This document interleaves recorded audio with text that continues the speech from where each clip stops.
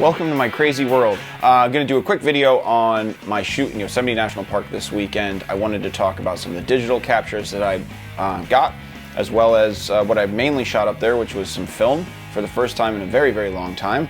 And I wanted to talk about the process of shooting that film and how I got a couple of the digital frames and the devices that I used. So we'll jump right into it. First off the bat, I shot with a Canon 70D with 24-105L, a Pentax 1000 1980 35mm China edition with a broken battery cap that's taped on, so my meter worked a little bit. And I went up there. Also, most importantly, the rise of the cell phone. The V10. One thing I saw up there all over the place, and the only people in Yosemite right now are photographers because it's cold. You got to have tire chains and like all this other crazy stuff. And you know, it's beautiful, but a lot of people don't brave the cold unless they're going snowboarding, something like that, or they particularly want to go see Yosemite in the winter. It's definitely not as happening as it is in the summertime. The place is a madhouse in the summertime.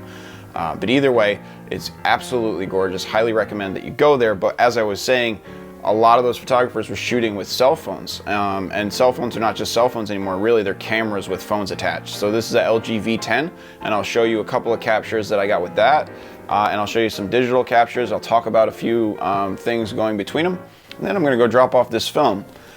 So to the digital images, I'm in here in Lightroom, and these are my selects that I came back with.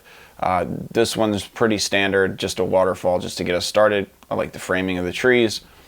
It was a little bit difficult to shoot because of the overexposed sky up here, but you know, I didn't do it yet in the edit, but if I did drag down that luminance, I can make that sky a bit bluer.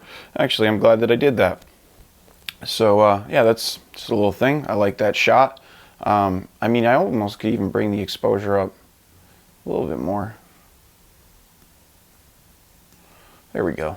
It's a little bit better. You know, a photo's never done. Art is never completed, it's merely abandoned. Next one, again, these are open shutter shots, so the settings on, I guess I could tell you that the ISO is 100, 24mm, f13 for 3.5 seconds. Managed to capture a nice little rainbow in there. I had to climb up around a rock. Most people stayed on the bridge for this shot, but I did sink my foot into the river. There's like a sheet of ice, and I thought it was ground. It was not. My foot right through. Had wet foot for a while, but it's totally worth it. I think I'm the only person that captured the rainbow because I got up there first and foremost right away. Yeah, I think the next one's the same. This one, I posted this one and a bunch of people asked me about it. So this is an open shutter. As you can see, it's 30 seconds, f4, ISO 2500. So how I got this shot, clearly those are my settings, but it was 4:45 in the morning. I couldn't see. It was pitch black, and you didn't want to use light because there was a couple other photographers there. In fact, one guy gave me the end of his coffee because a hotel wasn't making coffee. If you go to Yosemite Valley, the lodge does not make coffee until 6:30 in the morning, and that is absurd. It's a practice that needs to stop, and I've already written a strongly worded letter. But either way, I digress. Back to the photo. Open exposure. I think in hindsight, I would have gone maybe a little bit shorter and then opened my ISO a little bit more just because the stars are looking a little bit blurry up there to me. But at the same time, I think it's a really cool shot. And again, how I did it, I just got up in the spot, and I'd shot in some other pictures the day before. And if I can bring it up, which I can. This is the one I shot the day before, and this I shot on my V10. The images I was just showing you are shot on my 70D. So this is shot on my V10, and maybe I can make it a little bit bigger. Oh, wherever the edge of the screen is. Not really going to go any bigger. So yeah, that's a shot I got with the V10 when I pulled into the park about 6:30 the morning before. Snapped that with the V10, was posted it to Instagram. And then, so I knew the layout is my point. And then, so I got there, dark, couldn't see anything, aimed my camera in the same general direction that you just know because I've been there a couple times. And I just opened everything wide open. 12,800 ISO, f4, which is the max aperture on this f4 lens, and 30 seconds. I could have gone bulb mode, but I felt 30 seconds was long enough to give me a view of what was going on. So actually I can show you that actual image if I can find it. No, that's not what I want. Uno momento, please. So many images. So the first one I got looked like this.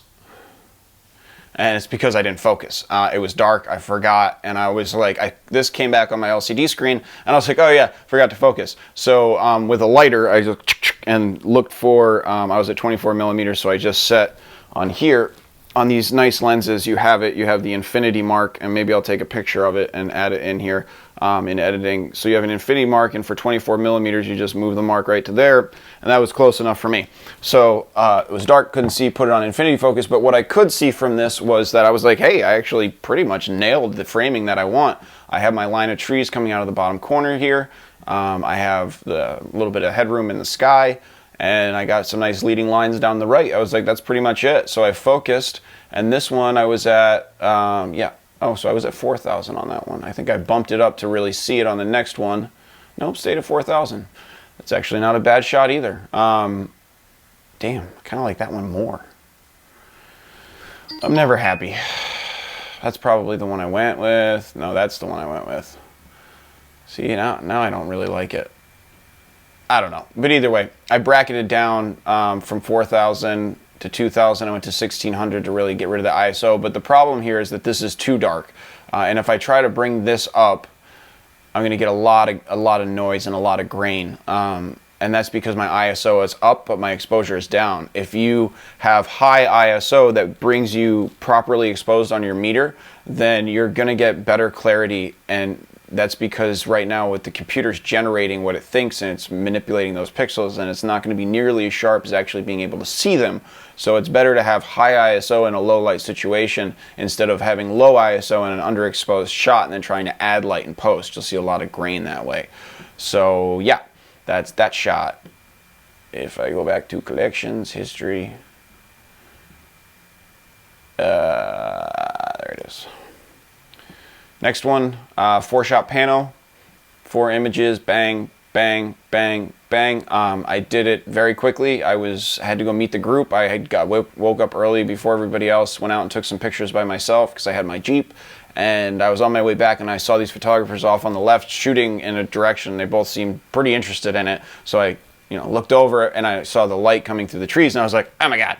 So I basically left my car right in the middle of the street and then ran across the field, and I took one test shot for exposure, made sure my exposure was right, and then it was just like bam, bam, bam, bam. Turned around and ran back in the car. I think it must have been interesting for the 2 photographers who saw me. They're like, they didn't get anything. I got it, bitches.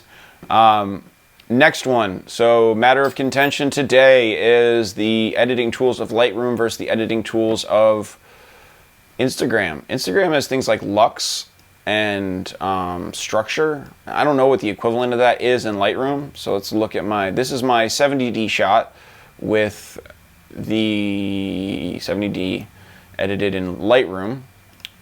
This is that same shot on the V10 edited in Instagram, and we all like this one better. I like how it handled the exposure better. The dynamic range is stronger, which is sad to say, but this shot better than my 70D. What are you gonna do? I also shot it on film. Again, obviously I just shot and got back last night. 2 rolls of film are sitting on my desk. Haven't processed them yet. Shooting film is a lot like scratching a winning lottery ticket and not scratching the prize box. It's like, oh, look, I won, but I'm gonna wait to see what that prize is. And the whole time you're like, oh, it could be $1 million, or it could be, oh my God, imagine what this shot could be like. And in all reality, when you scratch it and get it back, it's probably like $1 or $5. So I shot on 100 ISO black and white IL4 Delta's film, and then I switched to Fuji slides color. Problem being is I don't remember setting the ISO on my Fuji slides back to 100 before I put the new roll in. 15 years ago I shot film, 20 years ago I shot film, so even though I knew I was supposed to do it, I didn't. So there's a very good chance that this whole roll is crap. Which is okay. I didn't like the feeling of okay, so let's talk about film. I didn't like the feeling of having color film in. I knew what it was going to capture, and I was like, I'm getting sick of blue skies. It's just too blue. I want some clouds. I want some dynamic range, which goes into my second statement. Being a photographer is a lot like being an alcoholic. Today I want to drink whiskey. I'll drink whiskey until I don't like it anymore, and then I'll switch to wine. Same thing in photography. Today I want to shoot black and white. Tomorrow I want to shoot color. The next day I want to shoot panoramic. Next day I want to shoot macro.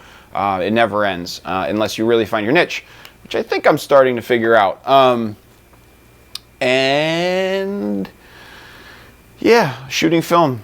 I would highly recommend you try it. This is a Pentax 1000. Somebody gave it to me. It was in the trunk of their car, and I just bought some film for it, and it felt good to just really focus on the settings. I know out of my black and white that I have at least 5 that I didn't set my settings before I took the picture.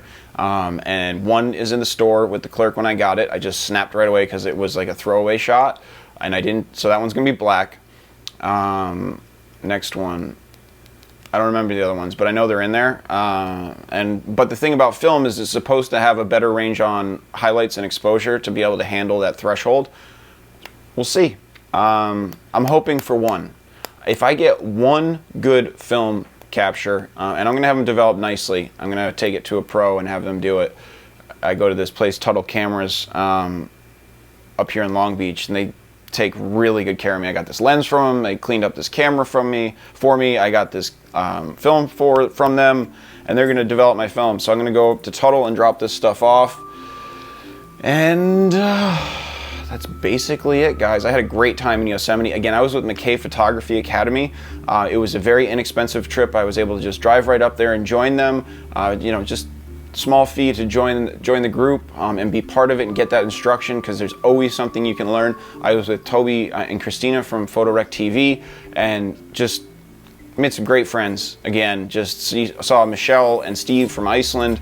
Just great time. It was just an epic experience, and I cannot urge you enough to pick a location, to go there, and to spend some time photographing that environment. On my trip this time, I was lucky enough to receive a lifetime pass to all national parks in the United States with free entry. So I can go to any national park in the United States and get free entry because of my disabled veteran status, and I'm gonna do it. I have now a new life goal to photograph every national park in the United States. It's my goal. So if I got one down, got Yosemite down. So I got to check a list and see how many other parks I have to go to. I'm pretty sure, I'm going to guess.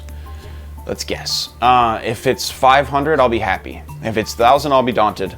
Anything less than that or more than that, I guess we'll have to deal with it when it comes. This was fun. Thanks for watching my videos. I hope you learned something. Stay tuned for our next photo critique, which is something about taking pictures sometimes. It's fun. So thanks for watching my video. If you found this helpful or useful, or just liked hanging out with me, please hit that thumbs up like button, or don't, and go fuck yourself. No, I'm just kidding. So either way, have a nice one, and I'll talk to you guys soon.